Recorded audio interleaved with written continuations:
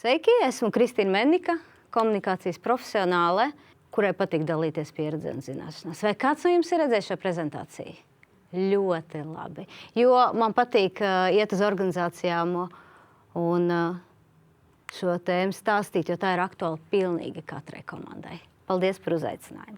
Tātad tēmu mums ir daudz, bet man solīja nedzīt projām, ja gadījumā es iziešu ārpus rāmjiem. Tātad personiskais zīmols, kas tas ir? Tas ir par katru no jums, par katru jūsu kolēģi, kas ir digitālais nospiedums, un man ir ļoti labi piemēri, un arī ļoti aktuāli piemēri. Personiskās komunikācijas stratēģija, kā uztaisīt savu plānu, ja jūs gribat, protams, to darīt, un komunikācijas sociālajās medijas un daži praktiskie padomi, ko jūs varat paņemt uz mājām. Tātad, kā jau es teicu, šis attiecās uz katru, jo mēs katrs veidojam savu personisko tēlu, un pretī mēs iegūstam reputāciju. Gribam to mēs vai nē. Tāpēc es aicinātu tiešām rūpēties par savu personisko tēlu un veidot to stratēģisku, lai reputācija jums ir tāda, kāda jūs to vēlaties. Tāds vispārīgais ieskats, kas tad veido reputāciju. Tā ir mūsu rīcība fiziskajā pasaulē, tas ir šeit, klātienē, ko man vairāk patīk darīt kā attālināti. Tas ir jebkurā saskarsmē ar citiem cilvēkiem. Bērndārzā vai skolas vecāku sapulcē, tikšanās, kopiem pasākumu, jebkura saskriešanās. Tā ir mūsu fiziskā pasaule. Un digitālā vide, uz ko man ir šīs prezentācijas fokus, viss, ko mēs darām internetā, vai viss, kas paliek internetā. Un patiesībā es pat neesmu satikusi cilvēku, kuram nebūtu savs digitālais nospiedums. Tur jābūt cilvēkam, kurš ir pilnīgi izolēts un neko nelieto, bet tad jautājums, vai viņš nelieto WhatsApp, vai viņš nesūta bildes, respektīvi katram ir digitālais nospiedums. Un, protams, arī cita atsauksmes par mums. Tātad, šodien mēs runājam par digitālo nospiedumu, nevis par fizisko pasauli, kur būtu jāmāca uzstāšanās, izskats un viss pārējais. Tātad, kanāli ir sociālajie mediji, visi iespējamie un vēl vairāk, tos par to, ko mēs nezinām, ko bērni lieto. Un dalību, cik digitālo kanālu saturā, tie ir komentāri zem dažādiem sociālo mediju ierakstiem vai Delfos. Arī, ja jūs esat anonīmi, es ticu, ja kāds grib, viņš var tikt līdz jūsu IP adresei, tāpēc arī tas ir mūsu nospiedums. Google meklētājs. Un vakar es pierakstīju arī MI-rīka rezultāti. Vai es esat vadījuši ne tikai Googlē, bet arī uzprasījuši savam aģentam, ko viņš par jums domā un kas ir vispār par jums pieejams. Un personiskie blogi un mājaslaps. Un kas ir svarīgi, un šo es pieliku pagājušajā gadā pēc viena piemēra, arī Teams sazvani, WhatsApp sarakstas un jebkurš digitālais saturs, ko jūs radat. Arī bildes, ko jūs uzņemat prezentācijas laikā. Un man ir ļoti labi spilgti piemēri un arī dažas sekas, kas no tā izriet. Un šie digitālie nospiedumi es mēģināju noklāt pilnīgi visus kanālus, kuros mēs radam to nospiedumu. Viens labs piemērs no Twitter, jeb X vides, kur daudz cilvēku brīvi izpaužās, tad šis ir piemērs no 24. gada, kur sieviete sociālā dienas darbiniece, viņa rakstīja, ka pie manas darbiņā bija sieviete, 41 gads, no Krāslavas, ar acīm redzamiem psihiskiem traucējumiem, respektīvi var identificēt noteikti arī cilvēki, īpaši Krāslavā. Ja? Un tad, protams, Rīgas doma norāda, ka Rīgas sociālā dienas šo gadījumu izvērtēs, un pati darbiniece izņēma ierakstu un atvainojās, bet digitālais nospiedums ir palicis. Gan Delfos, gan arī ekrāna šāviņos, gan arī citās vietās. Tātad sociālo mediju ļoti spilgts piemērs, ka arī dzīvo tas, ko mēs izdzēšam pēc tam. Šo iespējams kāds atcerās.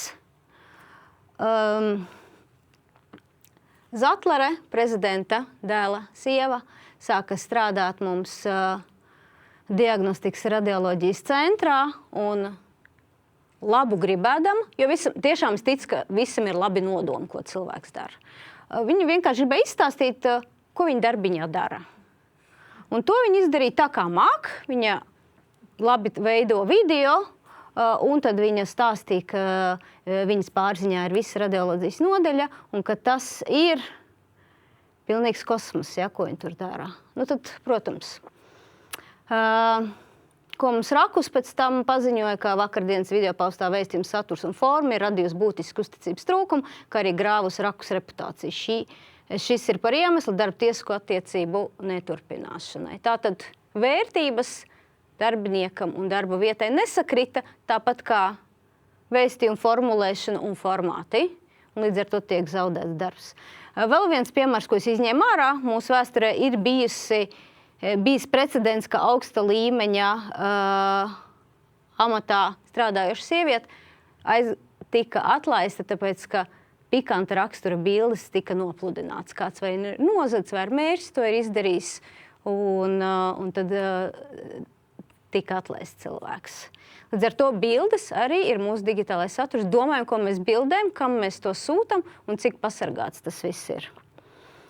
Par e-pastiem, jā, Nilam Ušakovam bija notikusi e-pastu noplūde, un tas radīja viņam nepatīkamus brīžus. Tāpat mans nozars kolēģis Feders, skatāmies, kam mēs rakstam, jo, ja gadījumā jūs domājat, ka jūs rakstat klientam, bet beigās uzrakstat žurnālistam, un žurnālistam šī sarakste šķita interesanta, beigās tas izvērtās līdz pat de facto sižetam par neveiksmīgi saraksti, kur cilvēks domā, ka sarakstās ar klientu un piedāvā pakalpojumus, par ko žurnālistiem nevajadzētu zināt. Ja?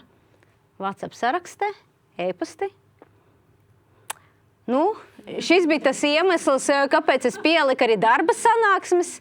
Mēs nekad nezinām, ar ko tas viss var beigties. Un, protams, tas viss beidzās ar ļoti lielu popularitāti un atstādināšanu no amata. Vēl atkal mans nozars piemērs, kur Katrīna Līnska, ļoti zinām žurnāliste, viņa arī komunikācijas profesionāle, vairākus mēnešus strādāja pie ekonomikas ministra, un tad viņa brīvi raksta savā X platformā, ko viņa domā, un tad vienreiz viņa izvērsti stāstīja par to, ka viņa prāta valsts pārvaldē nepareiz tiek veidot vēstījumu ar novēloti, un kad tā vispār nevajadzētu darīt. Ļoti godīgi atklāta tāda komunikācija, un tad par to viņa arī tika atlaista. Visos medijos tas, protams, bija, un ar to viss nebeidzās. Katrīna bija strādājusi vairākus mēnešus pie ministra, viņai bija visa ekrāna šāviņa. Elīna tajā laikā bija premjeras padomniece komunikācijas jautājumos, un cilvēkam ir pilnīgi viss saraksts pieejams, un tas turpinājās un turpinājās visās platformās, un tad rezultējās ar emuāru vairākās daļās, fantastisks emuārs, tā kā es arī strādāju publiskajā sektorā.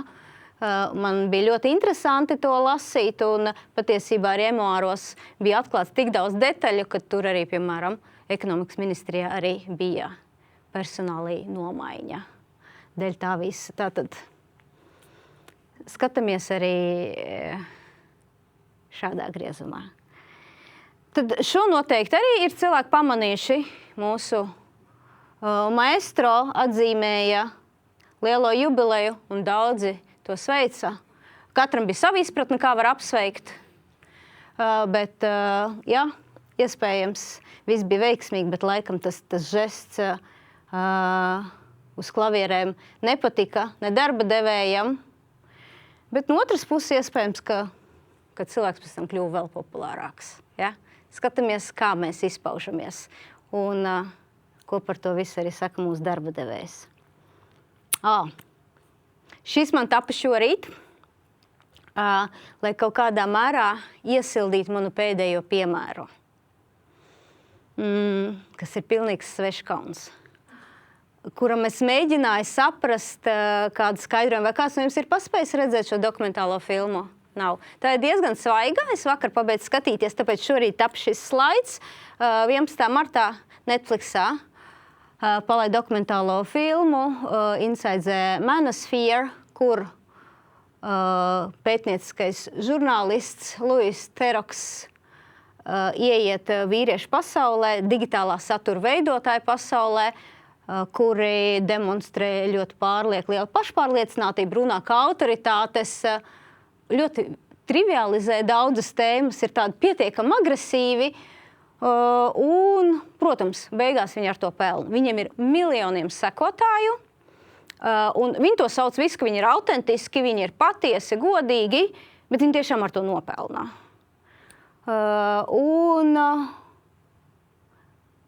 Jā, bet jautājums, vai tāda veida komunikācija mūsu vidū kā Latvija, kur reti kurš pelna kā digitālā satura veidotāji Rietumē Eiropā, vai tāda satura komunikācija, kur tu var būt skaļš, rupšs, tieši, kas autentisks īstenībā ir vērtība, bet tur ir jāzina konteksts. Un vai Nirktuve kāds zina tādu raidierakstu? Nezinu, vai ne?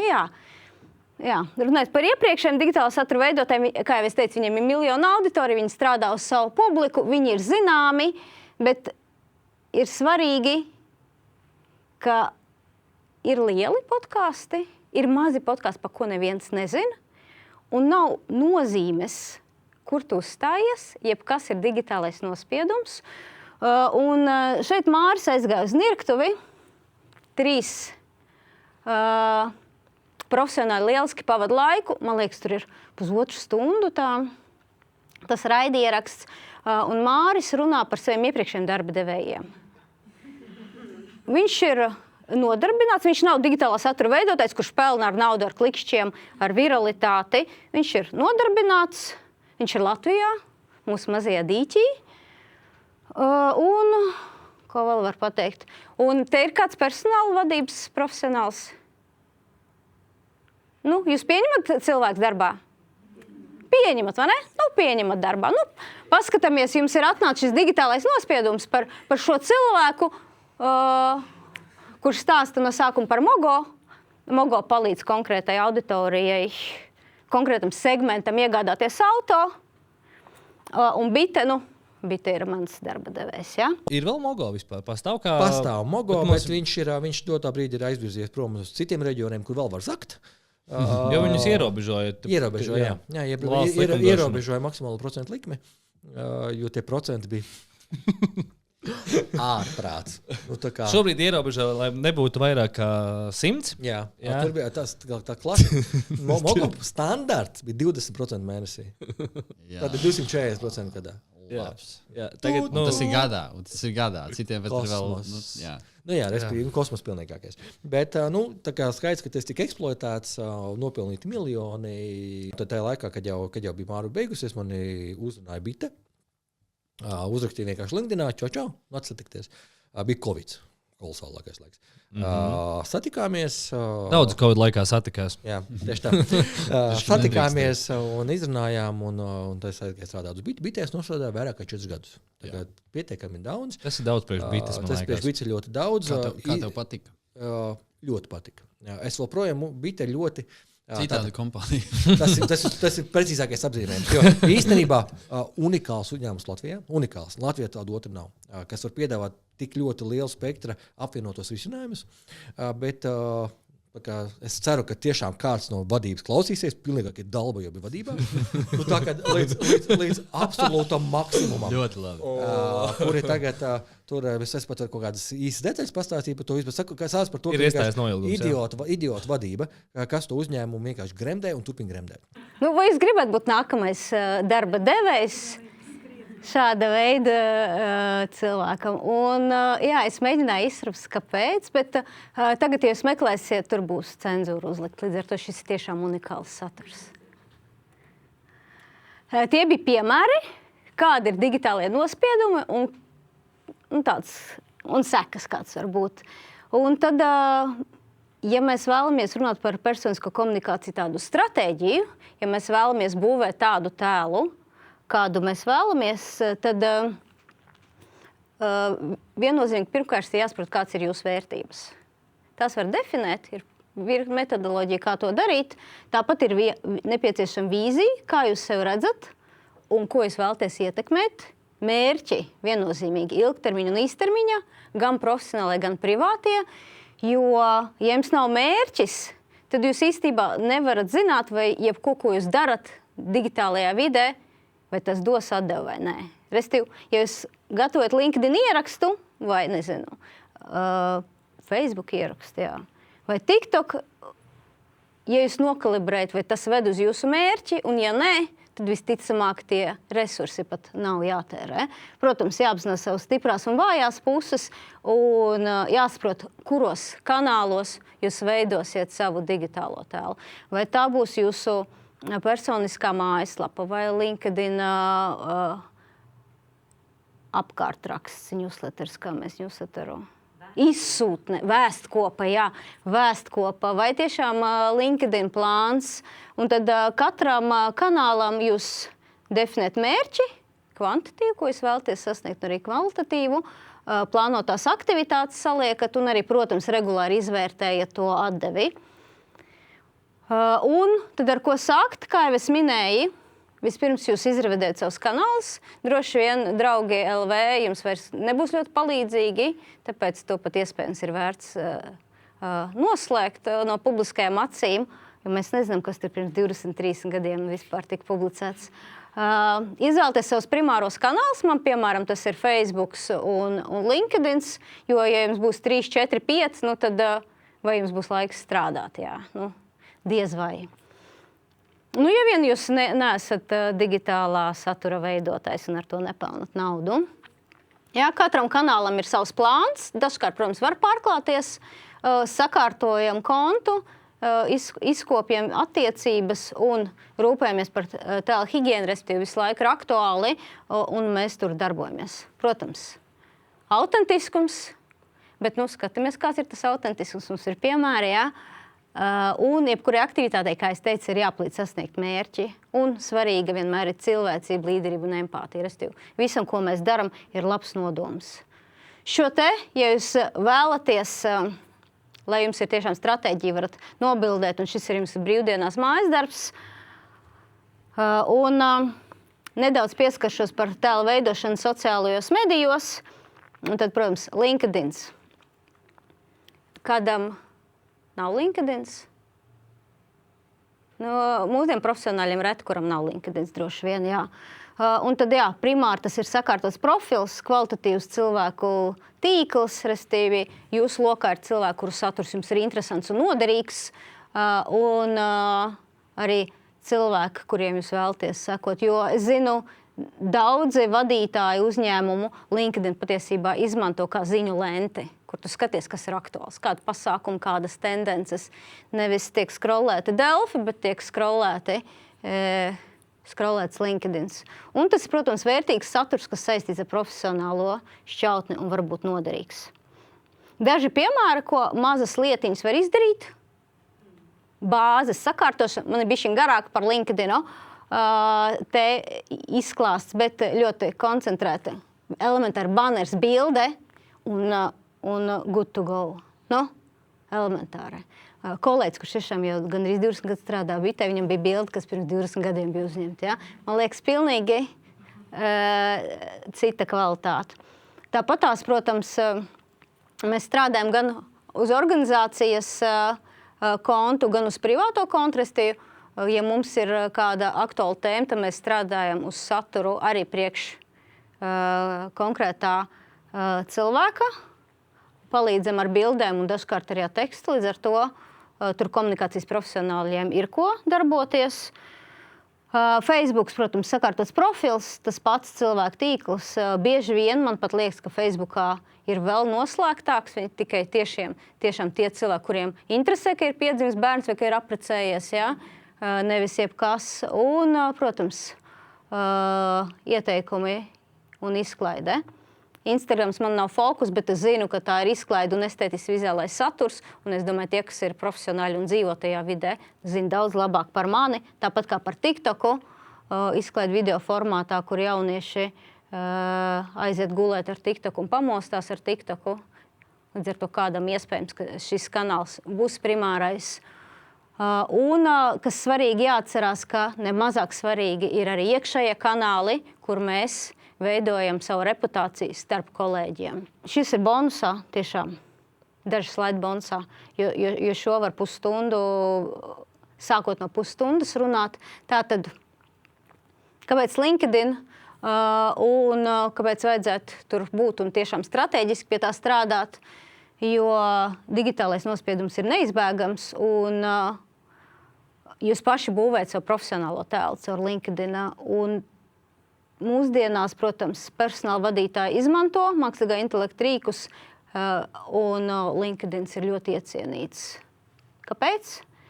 Cilvēku tīkls, kā jau es minēju, vērtīgs saturs un jūsu karjeras daudzpusīgs pārskats. Es regulāri aizmirstu, kad es kaut kuros gados biju strādājusi, un tad es ieju LinkedIn un atceros, kur es biju studējusi, ko es biju apguvusi. Un kas vēl man ir aktuāls. Un profesionālais tēls, ko jūs paši būvējat. Nevis kāds kaut kur pa drumskām salasa no interneta, kāds profesionāls jūs esat, bet jums ir viss uz vienas lapas. Līdz ar to noteikti pieiet strateģiski LinkedIn, un to es iesaku ikvienam profesionālim. Nerunājot jau par vadītājiem, par ekspertiem un valdes locekļiem, padomes locekļiem. Tātad 4 elementi ir profils, cilvēku tīkls, regulāri iesaiste un saturs, ko jūs ģenerējat. LinkedIn iesaka nedēļā vienreiz veikt ierakstu kvalitatīvu un komentēt daudz.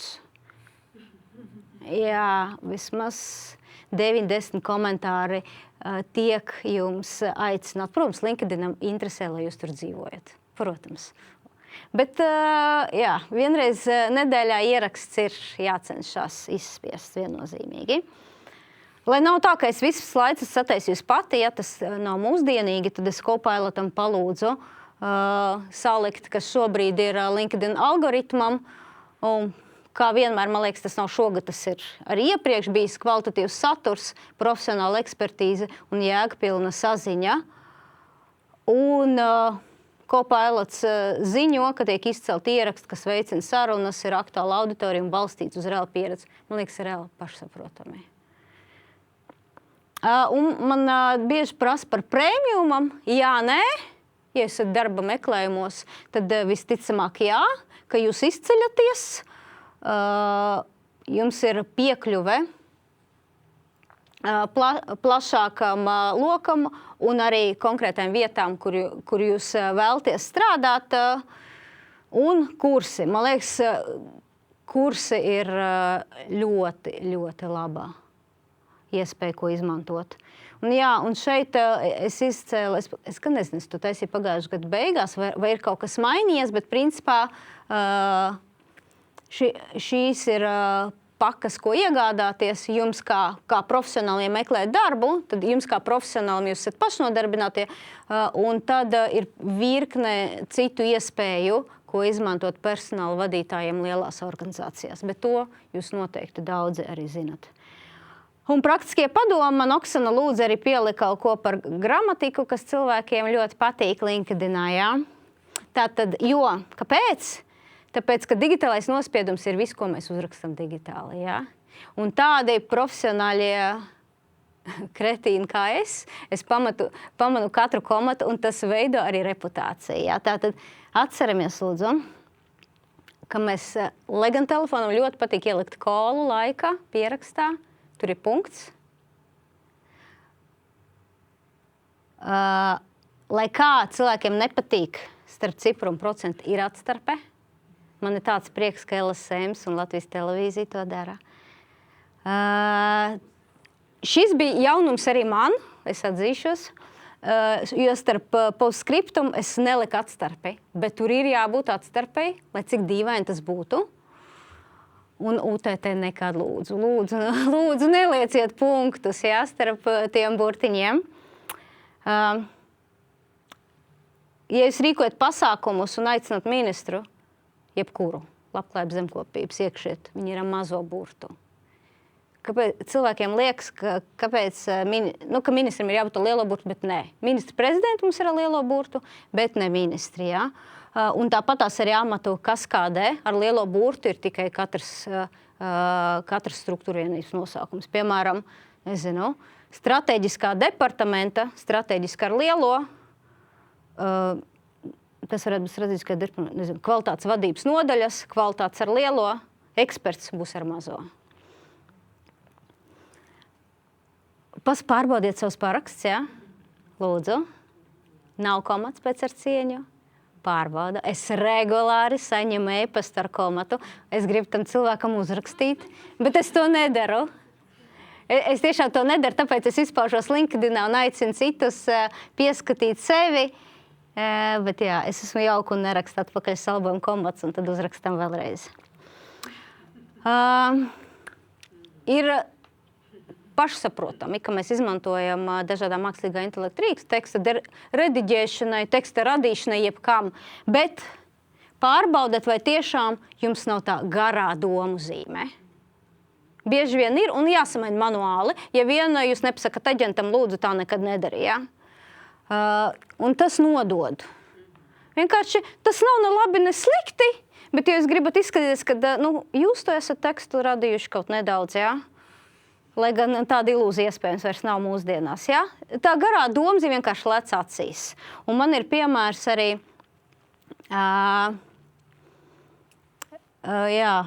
vienā epistē arī ir, bet šeit, turpinot par mākslīgo intelektu. Ja es izmantoju mākslīgo intelektu e-pastu ģenerēšanai un kaut kādu atbilžu sniegšanai, lūdzu pārlasam. Ja? Jo es parasti, kad es parakstos saulaini, angliski sunny, un tad man saņem hey sunny, ja? Cilvēks vienkārši nav pārlasījis, ko viņam mākslīgais intelekts tur ir man atbildējis, jā? Nē, forši, protams, vai ne? Varbūt man jāmaina paraksts, jā, vienkārši. Kristīna, nevis Saulaini. Un tāpatās, ja jūs rakstat e-pastus, kas ir ļoti labs stils rakstīt individuāli, jā? Bet ja jūs uzņēmumam prasat kaut kādu sadarbības piedāvājumu, iedziļinamies, jā? Bita nav veselības jomā, un mēs neesam asociācija. Pārlasam, respektīvi runāt par mākslīgo intelektu, pārlasam, ko viņš ir sastrādājis, vai vienkārši man tas cilvēks, es urakstīju, ka mēs nestrādājam veselības jomu, nepārstāvam un neesam asociācija. Jā, tur rīta, acais pampums vai kaut kas. Es teicu, ka nē, ka tā ir vienkārši paviršība. Netolerējam vienkārši tādas lietas. Lai gan kādreiz es varēju paklusēt, nākamreiz varat paklusēšu. Kas vēl? Jā. Šitajās pašās telpās, starp citu, šis pasākums bija. Ja gadījumā jūs piekrītat, ko krustāties, esat lektori, padomājiet par savu tēlu un savu reputāciju.